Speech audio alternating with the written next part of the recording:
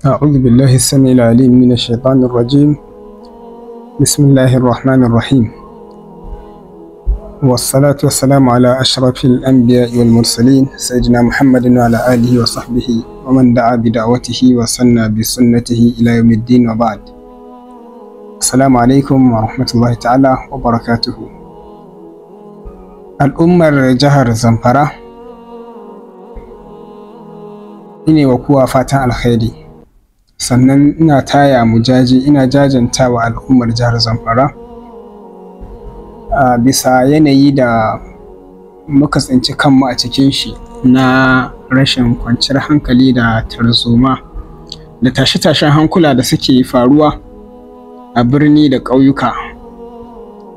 Muna fata Allah madaukakin sarki ya kawo mana ɗauki, ya kuma kawo mana ƙarshen wa'annan tashe-tashen hankula masu alhaki na faruwar wa'annan abubuwa. Allah ya biyo jama'a haƙoƙinsu, domin Allah ba zai bar zalunci ba.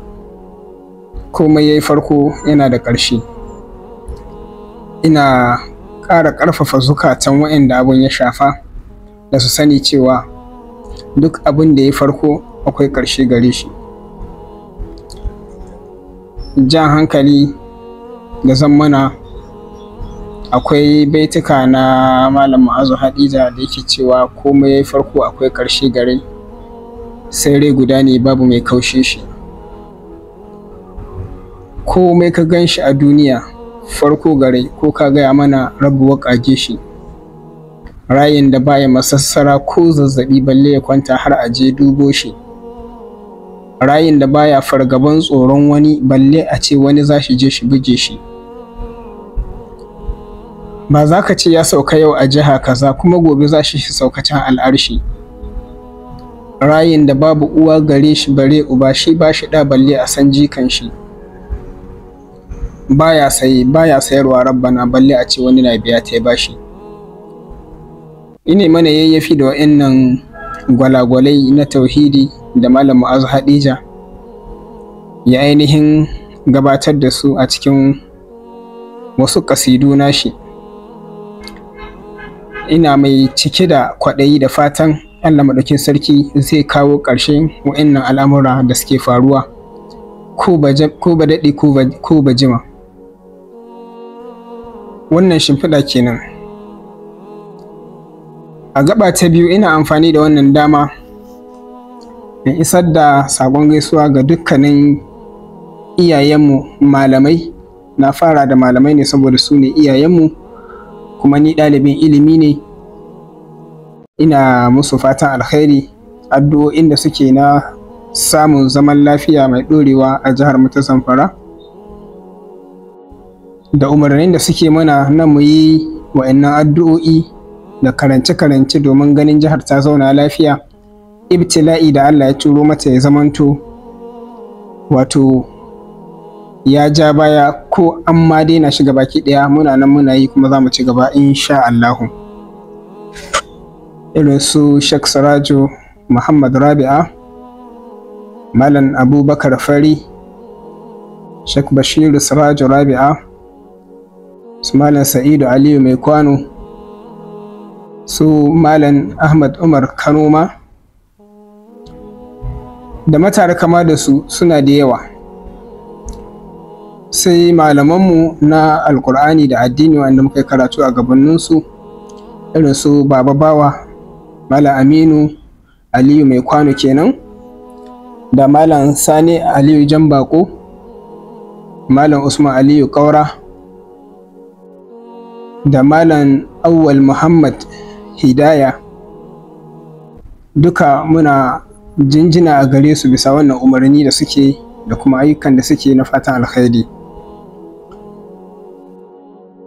A cikin waɗanda zan miƙa wa saƙon jinjina a cikin faɗin jihar mu, bayan malamai, kasantuwa ta ɗalibin ilimi, bai fi gwamnanmu, ubanmu, shugabanmu, jagoranmu da Allah ya zaɓa mana ba. Idan muka yi la'akari, muka yi duba da irin wakacika tashi da wainar da aka toya wurin kasancewar Dr. Dauda Lawan Dare gwamna, so alal haƙiƙa abu ne mai wato ban mamaki matuƙa. To amma idan mutum ya la'akari da wanda ya zartar da yiwuwar ko faruwar hakan, wato Allah kenan, to kusan ba abu mamaki a ciki, domin ba abun da bai faru wanda ya fi shi yawan mamaki ba. Amma da yake Allah ne ya yi, dole mutum in dai ya yi karatu kuma ya san rayuwa, so zai san cewa idan Allah ya so al'amari ya faru, innama amruhu idza arada shay'an an yaqula lahu kun fayakun. Haka idan ka ɗauki suratu Yusuf daga farkonta bango na farko har zuwa na ƙarshe, muddin kai ɗalibin ilimi ne, ka bi tiriyan daki dalla ɗaya bayan ɗaya ka dubi suratu Yusuf, kai ka san cewa Allah ya gabatar da wasu abubuwa da suka fi na kasantuwar Dr. Dauda Lawan Dare a zama gwamna a shekarun baya ko kuma a al'ummomin da suka gabata. Ba annabi Yusuf kawai ba, in ka dubi ƙissar annabi Musa alaihi salam da yadda daula ko masarautar Fir'auna take a wannan lokaci, da yadda Allah maɗaukin sarki ya wanzar da ikonsa har annabi Musa ya zamanto wato ƙadangaren bakin tulu ga Fir'auna, har ya zo ya zamanto jagora, ba annabi, ba sarake, shugaba, shi ma abin wato ɗaukar darasi ne, kusan madubi ne ga mu al'ummar jihar Zamfara da kuma shi kanshi mai girma gwamna Dr. Dauda Lawan Dare, ya fuskanci cewa idan rana ta fito to tafin hannu baya rufe ta. Mutane suna misunderstanding idan aka ce siyasa, ko da yake Bahaushe ya riga ya ƙaurin suna a wannan janibin, duk abin da aka ce wannan kaza ne to akan sauya masa riga ta hanyar 'yan baranda, 'yan farfaganda. Most of the times za ka zamanto jahilan cikinsu su ne ake sakawa su yi ta yin abubuwan da ba su kamata ba, a ɗauki riguna a basu da kuɗaɗe da abubuwan more rayuwa, domin saƙonsu ba zai isa ba sai sun zama mutane. So akan ɗauko su ne ba daga mutane ba, sai a mai da su mutane da ƙarfi da yaji don su isar da saƙon da ya kamata mutane su isar, su ma don a saurare su. So idan aka yi rashin hankali kuma daga cikin 'yan kore masu saurare, sai kuma a samu kwatankwacin irinsu masu dakon wannan saƙo zuwa ga lungu da saƙo na al'umma, domin wato a yaƙi gaskiya da ƙarya. To Allah dai cewa yi bal naqdhifu bil haqqi 'ala al batili fayadmaghuhu fa idha huwa zahiq wa lakum al waylu mimma tasifun. Allah ya ce ba za a taɓa haɗa ƙarya da gaskiya ba. Kwatankwacin yadda ƙarya da gaskiya idan sun haɗu, yadda gaskiya take wa ƙarya, Allah ya ce ɗora gaskiya muke yi akan ƙarya, sai ta fatattaki ƙarya, sai zamanto ƙaryar ta sheƙe ta bi iska. Sai Allah ya yi albishiri na narkon azaba akan abin da mutane suke siffanta gaskiya da shi akan ƙarya. Duk abin da za a yi a nan duniya sunan shi rufa-rufa, a lahira za a yi buɗa-buɗa. Muna musulmi masu imani, amma aƙidun banza da shirme da shiririta da wasar yara, wanda duk tsananin tsayin mulkin mai mulki a siyasa shekara 4 ne. Bayan shekara 4 nan wasu da yawa muna da misalai da sun dawo ababen tausayi, ababen kwatance, ababen misali,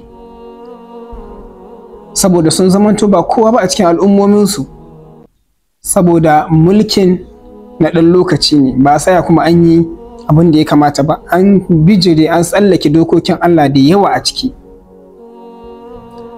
A cikin wannan farfaganda da ake ta waka cika tashi da wanta garariya da ake ta neman mulki ko kuma wani ya hau, akan samu da yawa daga cikin ɓata gari na mutane musamman matasa wanda suke marawa ƙarya baya, wataƙila ko don yunwar da suke da ita a yi musu barazana da wannan yunwar ya zamanto sun yi abin da ba shi ya kamata ba don ƙwanjinsu ya cika. Daga cikinsu akwai bara gurbin malamai. To, malamai masu magana da hikima suna kasa su gida biyu, sukan cewa akwai malamai magada annabawa, akwai malamai magada arnan baya. So ba da wannan sigar muke so mu ba da kwatance ba. Duk inda aka ce malami ne kuma ya yi karatun nan kuma ya ɗauki tsawon lokaci yana ba da gudunmawa a addini, ba bambancin aƙida, uba ne. So sai aka same shi da wani abu na rashin kyautawa, na saɓawa dokar Ubangiji, ko kuma bankara ko karya doron gaskiya, ya bankara nassi da ƙarfi da yaji, ya yi tutsu da ayoyin Ubangiji da hadisan ma'aiki sallallahu alaihi wasallam.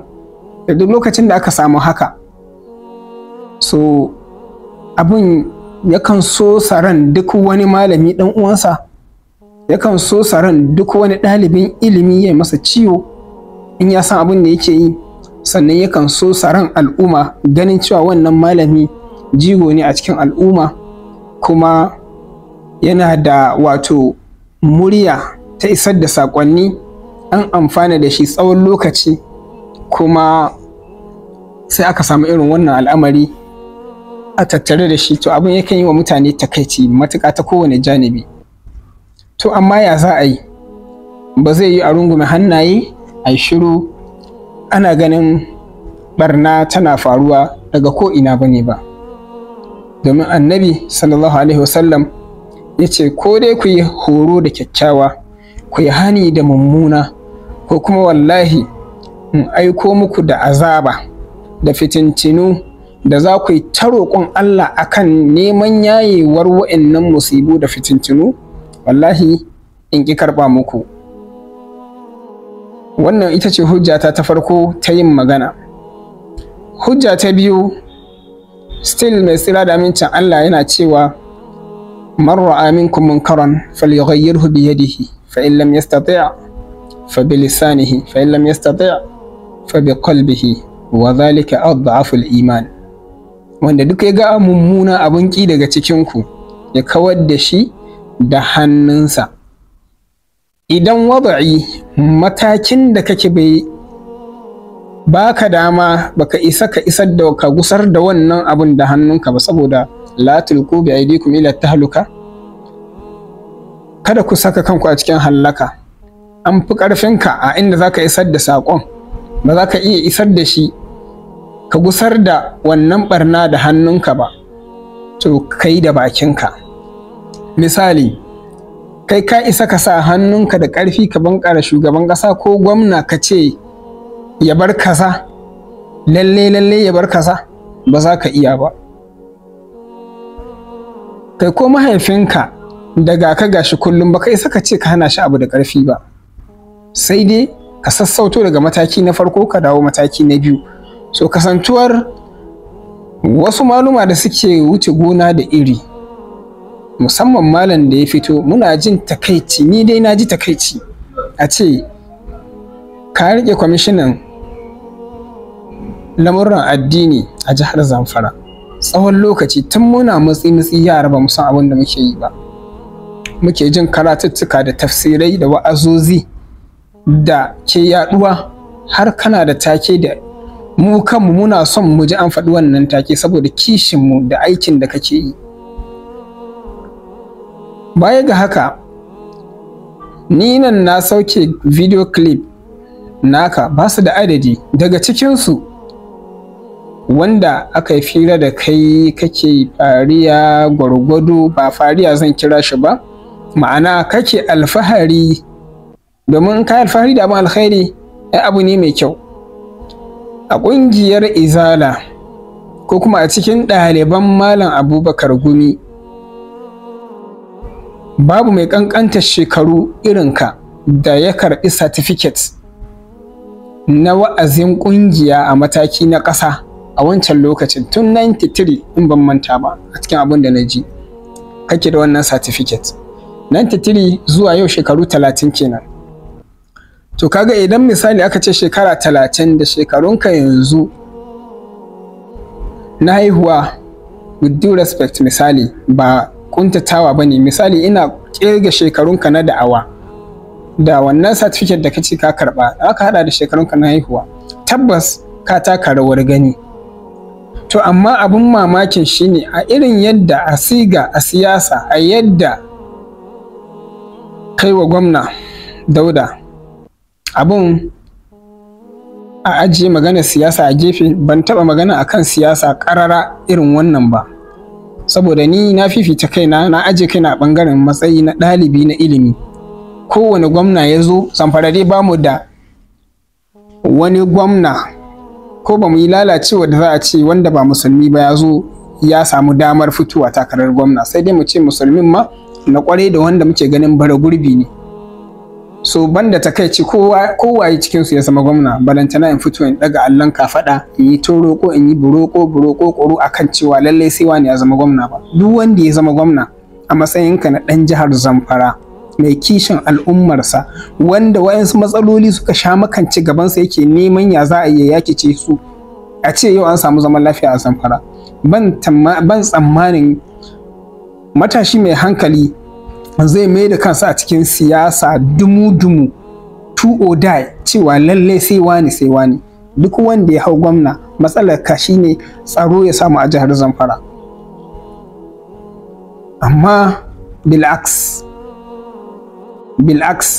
a ce kambaci gwamna guda da bakin gawayi, wanda koda a zahiri na halitta da kai da kake maganan da gwamnan wa yafi kama da bakin gawayi. For example, daidai ne malamin da'awa ya kalli shugaba na gwamna da'awan nan ta musuluncin nan kana claiming cewa aƙidar kai ita ce daidai gwargwadon hali a yadda muke kyautata maka zato? An sauka daga abin da yake daidai, bai kamata ba, bai dace ba aƙidar ahlus sunna bace yin fito na fito da gwamnati ko da ta arna ce balantana musulmi, wanda wannan nan musulmi fa shekara ɗaya ba a yi ba a baya. Ina da video clip ɗin a cikin masallacin da kake jagorancin sallah a Muslim Foundation, ka tashi ba zan iya tunawa ba saboda ni ba a Zamfara nake da zama ba a lokacin, ina tunanin ba ma na Najeriya. Ka kwarzanta, ka kurara, kai kirari, ka giɗaɗa gwamna Dauda Lawal cewa mai son a yi masa irin kwatankwacin da kaiwa Dauda Lawal to ya yi irin ayyukan da Dauda Lawal yi. Kai barkwanci, kai waye Dauda waye da sauransu, wanda juma'a mai biyowa bayan kayi wannan, mataimakin gwamna na wannan lokaci Hassan Nasiha ya yi diran miki a masallacin Muslim Foundation, a nan ya yi sallah. Kuma siyasa ce na san da biyu. So saboda Allah da annabi me amfanin haka? Na yi imani da Allah babu aya, babu hadisi, babu wani nassi da kake da shi ƙarara, kowace aƙida kake da za ka fito kai tsaye ka ce a ambaci gwamna guda da baƙin gawayi ko laka. For God's sake, kaburat kalimatan takhruju min afwahihim. Wannan abu yayi muni, wallahi wannan abu yayi muni. Min babin nasiha a matsayina na ɗa a gare ka, in an bi ta fannin shekaru da fannin ilimi, kusan a ce ni jika ne. Me yasa ne amfani da wannan kafa? Saboda ita ce take saitara, kuma a nan naga abin da kai ya tafi viral saboda a idon midiya aka yi suka yada. Shi yasa ni ma ne amfani da wannan kafa cewa abin da aka yi wa gwamnanmu na cin mutunci, ko da ba shi bane gwamna, ko wanda bai kimarsa bane, ko wanda bai kai shi nagarta bane, aka yi matukar sunansa gwamna shugaba, ba a kyauta ba, ba a yi halacci ba. Mu barka da gajiyawarka ta ɗan adam matsayinka na ɗan adam, duk da wasu suna ganin akwai abubuwan da ka sha yin su, ba wannan shine karan farko ba. Kamar misalin da na bayar na hudubarka ta masallacin juma'a da kai yaba Dauda a wancan lokacin, masu goyon bayan Matawalla lokacin ba su ji daɗi ba, saboda suna ganin an musu cin fuska. To yanzu kuma ka fito ƙarara ka goyi bayan misali Matawalle a matsayinka na malami uba wanda kamata ya ɗaga kara ba don ya yi duka ba, wanda yake da murya da take isa ga al'umma. Muna da sarakuna, iyayen ƙasa, manyan sarakuna masu daraja ta farko a matsayinsu na iyayenmu. Tun daga buɗewar idona na fara fahimtar me ke faruwa a rayuwa a zamanin wato mai martaba Kabir Muhammad ɗan baba, shi ne sarkin da zan iya cewa na riska idona biyu kuma na fuskantar a ina rayuwa take tafiya. Ban taɓa ganin wani abu na matsala da ya shiga cikin al'umma da ba su tashi tsaye suka yi ruwa suka yi itace wurin ganin sun kawar da wannan matsalar ba. Da irin mai martaba mai rasuwa Ahmad Asha sarkin Kaura, da sarkin Anka, sarkin Zamfara Anka misali, da sarkin Kudarkwashi mai rasuwa shi ma. So muna da hanyoyi da manyan mutanen da Allah ya bamu a jihar Zamfara, da ku malamai iyayenmu, idan kuna ganin an yi abu kaza ba daidai ba ne, za ku je ku durƙusa a gabansu ku isar musu da saƙo. Idan har kuna ganin isar da saƙon gare ku zai yi wahala, ba ta wannan siga barkwanci da comedy da tumasanci ba, bai kamata ba. Akwai darussa da yawa a cikin wannan al'amari. Ko da ɗan cikinka, kai ko da wanda baka da alaƙa da shi ba musulmi ba, ka kalle shi ka ce masa baƙin gawayi, Allah ya tunkuɗe muku gawayi. Saboda Allah da Annabi, wannan maganar in dai da imani na gaskiya ya kamata a ce abin ya dame ka a cikin zuciyarka. Idan ka keɓanta, in dai ba son zuciya, a ce ka yi tashwih na halittar Allah da baƙin gawayi. Talkless a ce shugaban ma gwamnanka ma wanda ka ci alkhairinsa ba ɗaya ba biyu ba. Saboda Allah da Annabi, ina malanta take a nan gurin. Wallahi babu nufi, babu manufar cin zarafi ko cin mutunci a cikin wannan, tsantsar gaskiya ce, da kuma ba na kusa da yadda zan isar maka da sako a yanzu, sannan kuma da kishin jihata ta Zamfara, da kishin gwamnana wanda Allah ya zaɓa mu a matsayin shugaba, ban da wani zaɓin da ya fi abin da Allah ya zaɓa mu. Ko wanda bai yi nagartar Dauda ba, a ce ban san Dauda ba kafin ya zama gwamna, balantana ina da sanayya da waye Dauda, na san shi ciki da bai. Ba lallai bane shi ya zamanto ya san ni, saboda shi mai nagarta baya kiyaye waɗanda yake wa nagarta, amma waɗanda aka yi wa nagarta in halastattu ne dole ne su kiyaye waye ya yi musu nagarta. Na san Dauda tun kafin ya zama gwamna, kai tun kafin ya bar Zamfara kuma Abuja da zama. Ba Dauda ba da yake gwamna na, mahaifinsa ma na san shi, na san tarihin gidansu, na san gidansu, na san da yawa daga cikin 'yan uwansa, sai dai kasantuwar da yawan shekaru yanzu ba zan iya tantance komai in details ba. So dole abun ya yi min zafi, kuma gashi yanzu ya zamanto gwamna, amma a ce ka kalli gwamna ka ajiye dukkan wa'ancan abubuwa da Allah ya tsara da musulunci ya tsara, ka sa kafa ka take su, ka bi ta kan gwamna ka faɗa masa baƙaƙen maganganu saboda siyasa, saboda Allah da Annabi. Mutuwa fa ake, wallahi ko da yaushe zaka iya faɗuwa ka mutu, zan iya faɗuwa in mutu.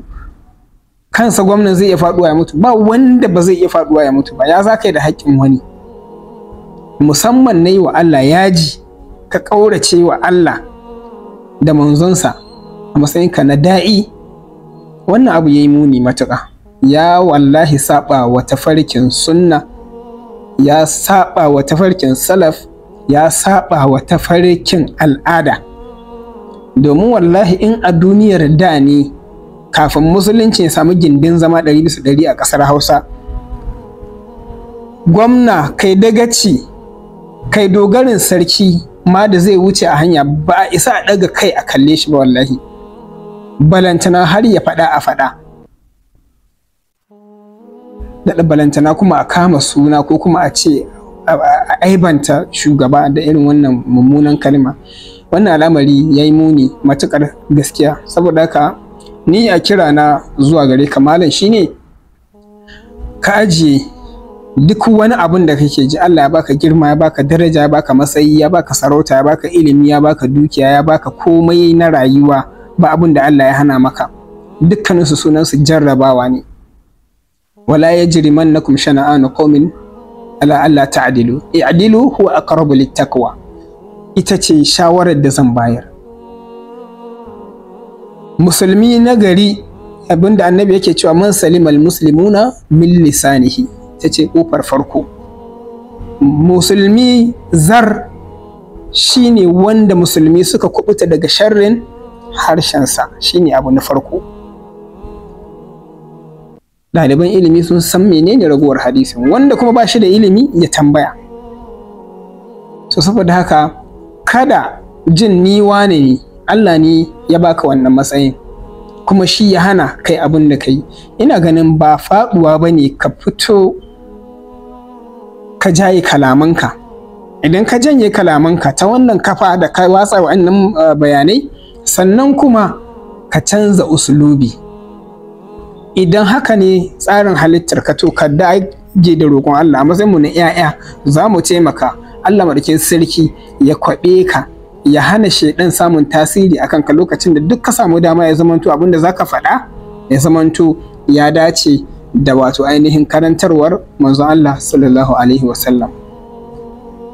Daga ƙarshe ina sake kira zuwa ga mai daraja gwamnan jihar Zamfara Dr. Dauda Lawan Dare akan cewa kada ka sare, dama jajirtacce ne kai, kuma kada ka yi ƙasa a gwiwa. Dama ba halinka ba ne, kai namiji ne sadauki tsaye kuma mai haƙuri, a kai zuciya nesa, sannan a yi tunanin abin da ya kamata game da malam. Ubanmu ne, mu 'ya'yansa ne, a babin karatu kuma mu jikokinsa ne. Idan akwai hanyoyin da za a bi, na san ba za a rasa su ba ma, akwai a samu sasanci tsakanin malam, mu a matsayinmu na ɗaliban malam, ko ɗaya daga cikin masu bibiyar karatun malam. Idan aka ce yau malam yana ciwon kai, dole za mu samu damuwa, balantana kuma a ce ya yi abin da zai jawo masa damuwa, domin na san dole abun na damunsa. Da girma gwamna, a yi haƙuri, a yi haƙuri, a yi haƙuri. Matsalar da take gabanmu ta shawo kan matsalolin jihar Zamfara ta fi abin da malam ya yi girma a gurinmu, amma a gurin Allah abin da malam ya yi yana da matuƙar girman gaske. To mu'amalance su a matsayinmu na mutane waɗanda za su iya yin daidai, za su kuma iya yin kuskure. Da dukkanin girmamawa ina nema malam afuwa, ina kuma nema wa malam yafiya akan kurakuran da ya yi da kuma abubuwan da ya yi, a madadin ni da sauran ɗaliban ilimi gabaki ɗaya. Malam ya yi ba daidai ba, kuma muna nema masa afuwa. Da wannan nake cewa Allah madaukakin sarki ya yi riko da hannayenka, ya tabbatar da dugaduganka akan dukkanin abun da kake na ƙoƙarin ganin wato jihar Zamfara ta dawo hayyacinta bayan jarrabawar da ta daɗe a cikinsa. Gwamnonin da aka yi na jihar Zamfara, sun daga kan gwamnanta na farko ba na soja ba, na siyasa, wato Alhaji Ahmad Sani Yariman Bakura, kama zuwa Dallatu wato Mahmud Aliyu Shinkafi, har zuwa Abdulaziz Yari Shatiman Mafara, har zuwa kan Bello Matawalle, da kuma yanzu abin ya zo hannun hannunka duka muna fatar kai da Allah ya ɗora mu wannan nauyi yanzu ka kau da ido daga dukkanin wa'ancan abubuwan, abun da yake na gyara ka gyara gwargwadon iyawarka a matsayinka na wanda Allah zai tambaya, abin da kuma yake an yi shi kan daidai ka ɗora a kai ka ci gaba. Mu a matsayinmu na matasa a jihar Zamfara na yi matuƙar jin daɗi tun lokacin da aka fara yaƙin neman zaɓe, matasa da na ga kansu ya waye sun dawo daga rakiyar dukkanin wani ɗan farfaganda na siyasa da zai zo domin zuba hannun jari ba don ya taimaka wa al'umma ba. Ganin yadda matasa suka tafi kuma ake tafiya da su a yanzu, ɗaya daga cikin abokanmu wato Honorable Abdulmalik Gajam, Alhaji Garba Gajam uba ne gare mu, to alhamdulillahi mun yi fatinsa mun yi siyasarsa tun muna da ƙuruciya. DPP su waye ba abin da ba mu yi ba, mun sha kai masa ziyara mitin na cikin dare da waye ba abin da ba mu yi da Alhaji Garba Gajam ba. So kyakkyawan halinsa yau gashi yasa cikin gidansa an samu ɗaya daga cikin 'ya'yansa shi ma Allah madaukin sarki ya ɗora shi akan wannan turba. Ine wa Honorable Abdulmalik kwamishina na kasafi da tsare-tsare, wato ine masa fatan alkhairi, Allah ya riko da hannayensa akan wannan matashi mai ƙwazo. So ba tare da na cika al'ummar Zamfara da yawan magana ba, abin da ya min takaici ya min zafi, shi yasa na fito domin nuna takaici na akan wannan al'amari, in kuma nuna matsayina na ɗan Zamfara mai kishi, sannan kuma na yi wa al'ummar jihar Zamfara albishir da cewa duk tsanani wallahi sauki yana nan zuwa, komai daren daɗewa. Mu ƙara haƙuri mu koma ga Allah, mu ci gaba da bin dokokin Allah gwargwadon iyawarmu. Kada mu yi wa Allah bore, kada mu yi wa Allah yaji, mu ji tsoron Allah za mu mutu ko da yaushe, mutuwa ba ta sallama, kuma daga lokacin da ka mutu to magana ta ƙare. Mu taimaka wurin ciyar da jihar mu gaba, duk inda muka ji labarin ɓata gari, so kowa ya zama jami'in tsaro domin taimakawa tsaron jihar mu ta jihar Zamfara. Kada mu zamanto wake ɗaya mai ɓata gari.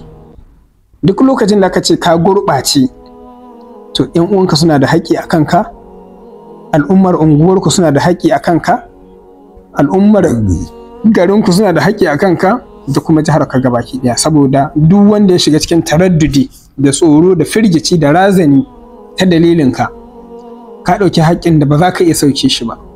Ba ka da wani aikin da za ka yi da ya kai nauyin ladar da za a ɗauka, ko da ba ka da lada, misali a ce ba ka da zunubi, misali a ce yau ladarka ta kai a raba wa al'ummar garin Gusau gabaki ɗaya firgicin da ka saka su, kai ko da mutanen Damba kawai a ce a raba musu rashin kwanciyar hankalin da ka saka musu a matsayinka na informa, matsayinka na ɗan suntume mutane a kai su jeji ko wani abu mai kama da haka. Saboda haka duk abin da za ka ci, duk ko nawa za a baka, wallahi zai ƙare. Sai mun tashi tsaye matasa, dole mu ne ƙashin baya. Babu wani ɗan siyasa da zai kai ya kawo, wallahi ya cin ƙahu babu mu matasa. Kafafen sadarwa mu yi abin da ya dace, mu aje farfaganda a gefe. Ba mu ne muke da farfaganda ba, farfagandar da za mu yi ta kiyaye mutuncinmu ne da na 'ya'yanmu da na iyayenmu da na mazaunanmu, shi ne abin da ya kamata mu yi.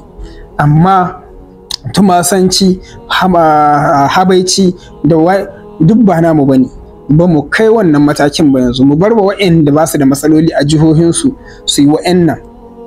Amma muddin muka ce ba za mu tsaya mu yi abin da yake daidai ne da shari'a da kuma abin da bai saba wa dokar ƙasa na samar da kwanciyar hankali da zama lafiya ba, to wallahi da mu da samun ci gaba a jihar mu, wallahi sai dai mu gani.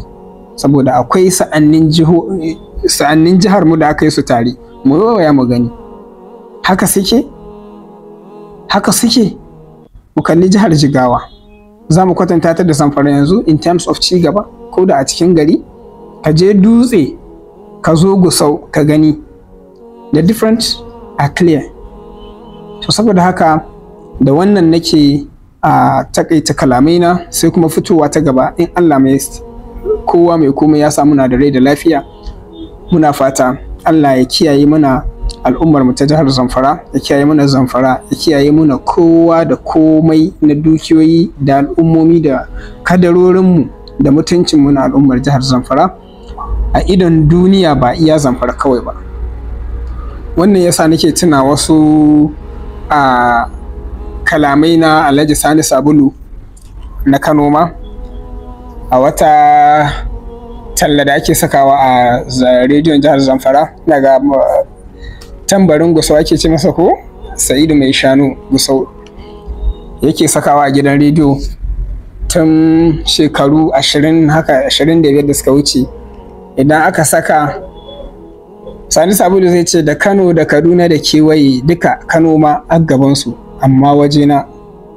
Shi kuma sai tambarin Gusau ya ce haka take, kowane tsuntsu kukan gidansu ya sani. Ce ni ma America, China da Ingila duka Zamfara a gabansu, amma wajena. To ni ma na maimaita, America, China da Ingila duka Zamfara a gabansu, amma wajena. Saboda haka Allah barkin sarki ya zaunar da mu lafiya, ya ba mu lafiya, ya ba mu abin da lafiya za ta ci. Duk mai hannu a cikin taɓarɓarewa al'amura a jihar Zamfara, mai alhaki, Allah ya tona masa asiri, Allah ya bayyana shi, Allah ya shirye shi in yana da rabo, in baya da rabo Allah ya muna maganinsa. Assalamu alaikum wa rahmatullahi ta'ala wa barakatuhu. Ni mai magana Umar Isa, ya cewa gamu alkhairi.